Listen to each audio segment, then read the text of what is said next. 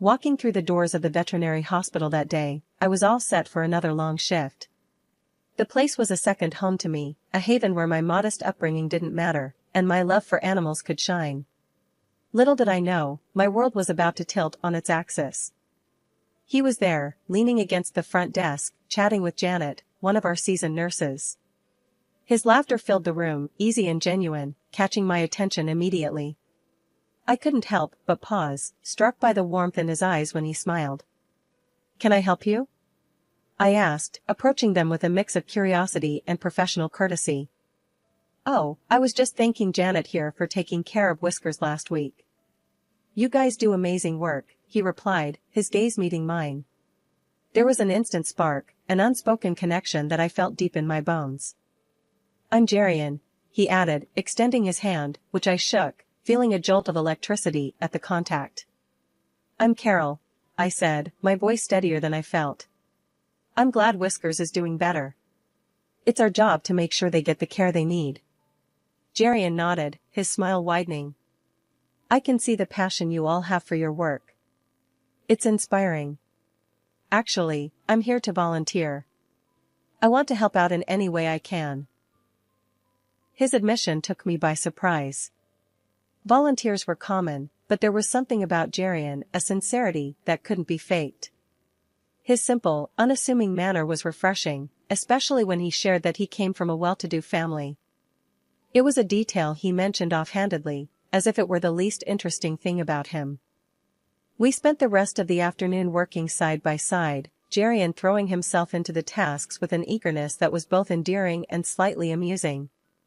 From feeding the animals to cleaning their enclosures, he didn't shy away from any job, no matter how dirty. After that first meeting at the veterinary hospital, things between Jerian and me started moving at a pace neither of us expected, but both secretly hoped for. Our initial connection over the animals quickly blossomed into something more, something real and tangible. Our first date was a simple affair. Jerian took me to a small, cozy cafe tucked away on a street I'd passed 1,000 times but never noticed. The place was a reflection of us, unpretentious and genuine. Over cups of coffee that turned cold because we were too engrossed in conversation, we discovered the myriad ways our lives intersected, from our mutual love for old movies to our uncanny ability to quote lines from obscure books. "We're quite the pair, aren't we?" Jerian joked, his eyes sparkling with amusement as he recited a line from one of my favorite novels, one I'd mentioned in passing. I laughed, surprised and delighted by his memory and effort. "Yeah, a regular Bonnie and Clyde," I quipped back, not missing a beat. But instead of crime, we were united by our shared passions and the laughter that came so easily between us. Date after date, our connection deepened. We found joy in the simple things, a walk in the park, a visit to a local animal shelter, or just sitting together in silence, comfortable in each other's presence. It was during these moments that I saw the true Jerian, the man behind the wealth and the expectations that came with it. He was kind, compassionate, and genuinely interested in making a difference, qualities that resonated with my own values and aspirations. As those early dates turned into weeks, and weeks into months, I couldn't help but feel grateful for that chance encounter at the veterinary hospital. Meeting Jerian's parents was a milestone I approached with a mix of excitement and trepidation. Despite Jerian's reassurances, the butterflies in my stomach were more like a swarm of bees as we drove up to his family's estate. It was grand, far removed from the humble surroundings I was accustomed to, and it served as a stark reminder of our differing worlds. Jerian squeezed my hand as we walked up to the door, his smile comforting yet unable to completely ease my nerves. "They're going to love you," he whispered, just as the door swung open to reveal his parents. His father, Mr. Eldridge, was the first to greet us, his demeanor warm and welcoming. "Jerian, my boy. And you must be Carol. We've heard so much about you," he said, extending a hand that enveloped mine in a firm, friendly shake. "Thank you for having me, Mr. Eldridge." "It's a pleasure to meet you," I replied, my voice steadier than I felt. Then came Martha, Mrs. Eldridge, the woman who would soon become my infamous mother-in-law. Her appearance was impeccable, but her eyes scrutinized me in a way that made me feel like I was back in high school, desperately trying to fit in with the cool crowd. So, Carol, Jerian tells us you work at a veterinary clinic. That must be interesting, she began, her tone implying that interesting was a euphemism for less than impressive. Yes, Mrs. Eldridge.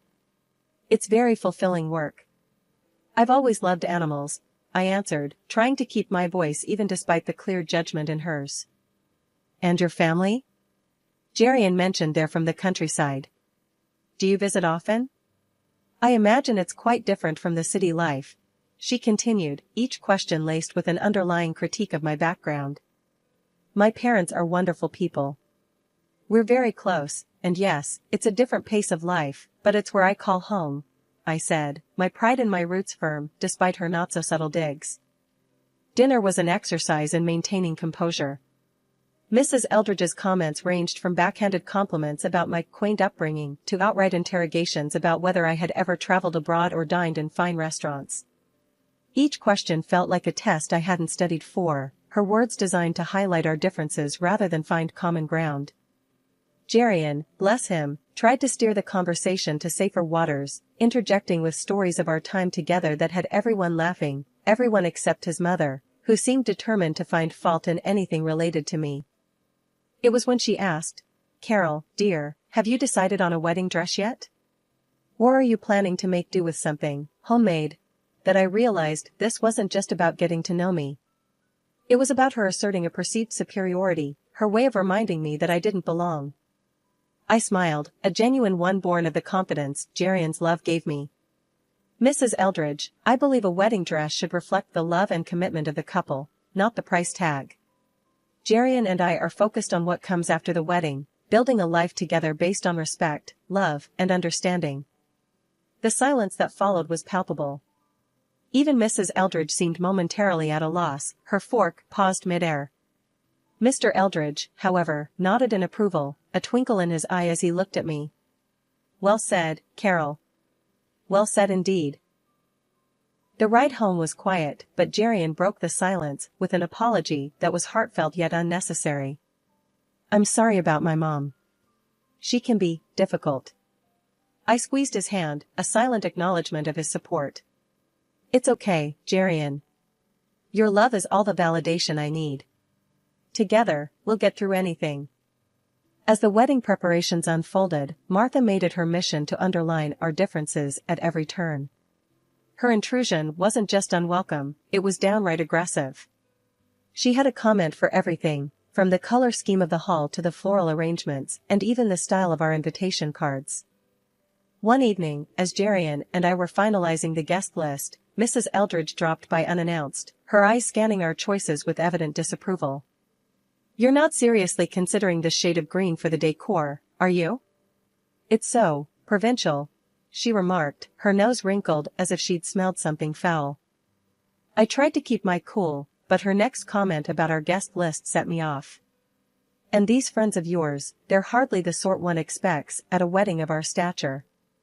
It might be best to leave them off the list, don't you think? I felt a flash of anger, but managed to keep my voice steady. Mrs. Eldridge, Jerian and I have decided on the guest list together. Everyone we care about will be there, regardless of their status. Her lips pursed into a thin line, clearly not used to being contradicted. The tension only escalated when she turned her attention to my wedding dress, which I'd chosen for its simplicity and elegance. That dress, she sniffed. It's charming if you're attending a country fair, perhaps. But for a wedding in our family? It's hardly appropriate. I bit back a retort, my hands clenched at my sides. Jerian, sensing the brewing storm, tried to intervene, but his mother was on a roll. And where are you planning to honeymoon? A quaint little barn in the countryside? She asked, her voice dripping with malice. That was the last straw. Our honeymoon plans are our business, I shot back, the hurt clear in my voice. Just like every other decision about this wedding. It's about what makes us happy, not about living up to some outdated standards. Mrs. Eldridge's eyes narrowed, but before she could retort, Jerian stepped in. Mom, that's enough. This is our wedding, Carol's and mine. We're making the decisions that are right for us. If you can't support that, maybe you should reconsider your involvement in the planning. The room went silent, the tension thick enough to cut with a knife. Mrs. Eldridge huffed, muttered something under her breath about speaking later, and stormed out. After she left, the air felt lighter, as if her departure had lifted a weight from the room. Jerian wrapped his arms around me, his apology whispered in my ear. "I'm sorry, Carol. I don't know what's gotten into her." "It's not your fault," I sighed, leaning into his embrace. "But I'm glad you said something. This is our wedding, our day. It should be about us, not about pleasing everyone else." The wedding day, supposed to be the happiest of my life, started off just like I'd always dreamed. The church ceremony was beautiful, filled with love and promise. I stood there, in my simple yet elegant dress, feeling truly beautiful and cherished, hand in hand with Jerian, my soon-to-be husband. But amidst the joy, a nagging feeling tugged at me. Glancing over, I caught my mother-in-law's expectant look, her smirk barely hidden. It was clear she was plotting something, but I pushed the thought aside, hoping for the best. The ceremony concluded without a hitch, and as we headed to the reception, I tried to hold on to the happiness of the moment. However, as soon as we arrived, I saw her again, my mother-in-law, moving towards the microphone with a purpose. My heart sank. With all eyes on her, she began, her voice dripping with feigned sweetness. "Ladies and gentlemen, I just wanted to take a moment to talk about our newest family member." Her gaze locked with mine, and I felt a chill. Coming from such humble beginnings, it's truly remarkable how resourceful Carol has been. From the village to here, embracing our family with open arms, like a true freeloader, and, dare I say, a beggar at our doorstep. The room fell silent, the guests exchanging uncomfortable glances. Even those from Jerian's side, the so-called high society, looked taken aback by her harsh words. I stood frozen, shock giving way to humiliation, tears blurring my vision as I heard a few gasps and murmurs ripple through the crowd. Beside me, I could see my parents, their faces flushed with shame, hurt by the cruel words aimed at their daughter. Before I could process everything, Jerian was by my side, his voice filled with anger and apology. "I'm so sorry, Carol. I had no idea she'd stoop this low," he whispered, his arm wrapping around me in support. But before we could react further, an unexpected ally emerged. Jerian's grandmother, a respected matriarch of the family, stood up, her presence commanding attention. "Enough," she boomed, her voice cutting through the tension. "I cannot believe what I'm hearing. This woman, who speaks so ill of simplicity and humility, seems to forget her own roots. Did you all know? She herself was once nothing more than a servant in our household. And now, look how she turns her nose up at those very beginnings." The room erupted in whispers, the tables turned. My mother-in-law's face went from smug satisfaction to utter horror, her cheeks burning red as the grandmother continued to dismantle her facade of superiority. "This girl, Carol, has shown more grace and dignity than you ever have," the grandmother said, her gaze softening as she looked at me. "She is welcome in our family, not for her background, but for her heart." The reception that followed was a blur. My mother-in-law, now the subject of whispered conversations, left early, her exit barely noticed in the renewed celebration. Jerian was by my side throughout, his apologies unnecessary as his love and support spoke volumes. The room was still buzzing from the grandmother's unexpected defense of me. Guests whispered among themselves, casting sidelong glances at the now absent mother-in-law. Jerian squeezed my hand under the table, a silent promise of solidarity. "Can you believe what just happened?" Jerian asked, his voice a mix of astonishment and relief. I shook my head, still processing the whirlwind of emotions. "No, Jerian, your grandmother, she was incredible. I didn't think anyone would stand up to your mother like that, let alone in such a public way." Jerian smiled, a look of pride crossing his face. "Grandma has always been the matriarch of our family. She doesn't tolerate injustice or cruelty. I guess I forgot how formidable she can be." We were interrupted by the approach of the very woman of the hour, Jerian's grandmother. Her presence commanded respect, yet there was a warmth in her eyes as she looked at us. "Carol, dear, I hope you're feeling better after that unpleasantness," she said, her voice firm but kind.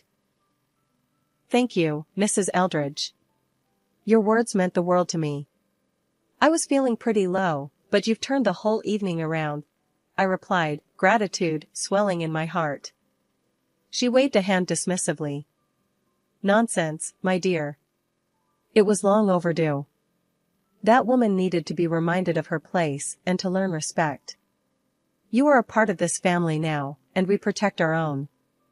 Jerian's father joined us, a sheepish look on his face. "Carol, I'm sorry for my wife's behavior. I hope you can forgive us for any hurt she's caused." I nodded, understanding the difficult position he was in. "Thank you, Mr. Eldridge. Today has been a whirlwind, but your family's support has made all the difference." As the evening continued, the atmosphere in the room lightened. Guests came up to us, offering their congratulations and, in some cases, apologies for the earlier drama. It was clear that the tide had turned, not just in terms of the evening's events, but in how I was viewed by Jerian's family and their social circle. Later, as Jerian and I took to the dance floor, I couldn't help but feel a sense of victory, not over his mother, but over the situation. We had faced adversity head-on and come out stronger on the other side. "Jerian," I said, as we swayed to the music, "today has been a lot. But I've never been more sure about us. Your family's support, especially your grandmother's, has shown me that we can handle anything together." The atmosphere at Jerian's family home was charged as we gathered for the meeting his grandmother had called.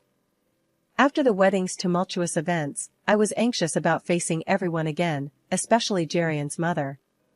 However, Jerian squeezed my hand reassuringly as we took our seats in the large living room, filled with generations of Eldridges and a palpable tension. Jerian's grandmother, the undeniable matriarch, stood at the head of the room, her presence commanding attention. "Thank you all for coming," she began, her voice steady and authoritative. "We're here to address a matter that concerns the dignity and unity of our family." Jerian's mother sat rigid, her eyes darting around the room, perhaps seeking an ally or preparing for a counterattack.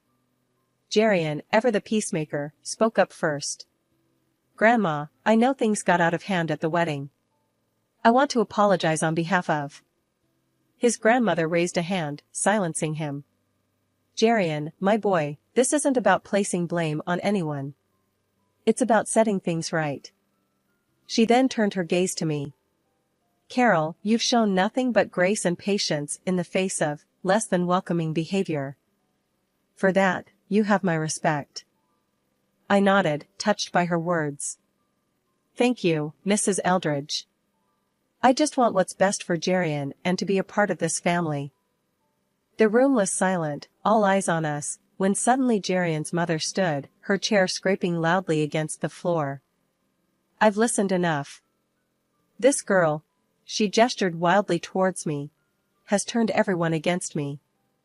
And you," she pointed accusingly at her mother-in-law, "you humiliate me in front of the whole family." Jerian's grandmother remained unfazed. I stated the truth. "You forgot where you came from, and you tried to belittle Carol for her origins. That's not the Eldridge way." Jerian's father finally spoke, his voice firm. "Enough, Martha. Your behavior has been unacceptable. It's time you reflect on your actions and their impact on our family's reputation." The room went quiet again as the weight of his words settled in. Jerian's mother sank back into her chair, her defiance fading. The grandmother continued, "We are a family. And families support and lift each other up, not tear each other down. Carol, you are welcome here, always." As the family meeting began to wind down, with the air still heavy from the discussions and revelations, Jerian's grandmother, the respected matriarch, had one more issue to address. She cleared her throat, signaling that she wasn't quite finished, drawing the room's attention once again. "Now, there's another matter I need to bring to light," she started, her tone serious, hinting at the gravity of what was to come. From her purse, she pulled out a long list, the paper rustling loudly in the quiet room. It's come to my attention that Martha's spending has been, to put it mildly, extravagant and irresponsible over the past month. The room fell silent, every pair of eyes fixed on the list that seemed to unravel like a scroll. Gerion's mother shifted uncomfortably in her seat, her earlier defiance melting into panic. These expenses, the grandmother continued, are not only frivolous, but are bleeding our family resources dry. This cannot go on. Martha, now pale, looked around, perhaps hoping for an ally, but finding none, she turned to her husband, desperation in her voice. You can't let her do this to me. You know we need the money for. Her husband, a man who had been quiet for most of the meeting, spoke up, his voice firm and devoid of any warmth he might have previously held for her. I agree with my mother. It's time you learned the value of hard work, Martha. I won't support your lavish lifestyle anymore. Martha's eyes widened, her mouth opening and closing, but no words came out. The realization that she was truly alone in this, that her actions had consequences, seemed to finally dawn on her. And if your behavior continues along this path, he added, the threat clear in his tone, I will have no choice but to seek a divorce. Our family's reputation and well-being come first. The finality in his statement left no room for argument. Martha was visibly shaken, her composure completely shattered. Tears streamed down her face as she looked around the room, perhaps finally understanding the severity of her actions and their impact on those she claimed to love. After our honeymoon, a blissful escape where the world seemed to revolve around just the two of us, Gerion and I returned to a reality that had shifted in our absence. The news that greeted us was unexpected. Gerion's father had divorced Mrs. Eldridge. Despite his love for his mother, Gerion stood by his father's decision. Mrs. Eldridge, now living in a modest apartment and grappling with the new necessity of finding employment, seemed a world away from the woman who had looked down on me with such disdain. It was a drastic change in fortune that I wouldn't wish on anyone, despite our past. One afternoon, not long after our return, the phone rang. Expecting it to be Gerion, who had popped out for a short errand, I answered, only to find myself on the line with Mrs. Eldridge. The conversation began awkwardly, her voice cold and tinged with the contempt that had characterized our interactions. I suppose you're satisfied, seeing me in this state, she started, her words sharp. I held the phone a little tighter, struggling to keep my voice even. It's not about satisfaction. This was never what I wanted. As the call progressed, there was a noticeable shift in her tone. The arrogance and disdain gradually gave way to desperation. Listen, I need you to talk to them. To your father-in-law, to the grandmother. Maybe they'll listen to you. Tell them I'm sorry. That'll change. Her plea took me by surprise. The woman who had once held herself so high was now begging for intercession. It was a moment that revealed the fragility beneath her previously unassailable facade. I took a deep breath before responding, my decision clear. I'm sorry, but that's not my place. This is something you need to address directly with them. They need to hear this from you, not me. Ending the call, I sat for a moment, the weight of the conversation pressing down on me. When Gerion returned, I relayed the exchange, uncertain how he would react. He listened quietly, his expression thoughtful. After a pause, he spoke, his voice firm. You did the right thing. As much as I love my mom, she needs to understand the consequences of her actions. It's the only way she might truly change. His support was a balm, reaffirming the solidarity between us. This journey, with all its twists and turns, had brought us closer, cementing our bond through the challenges we faced together. As we moved forward, building our life together, the lessons of the past remained with us.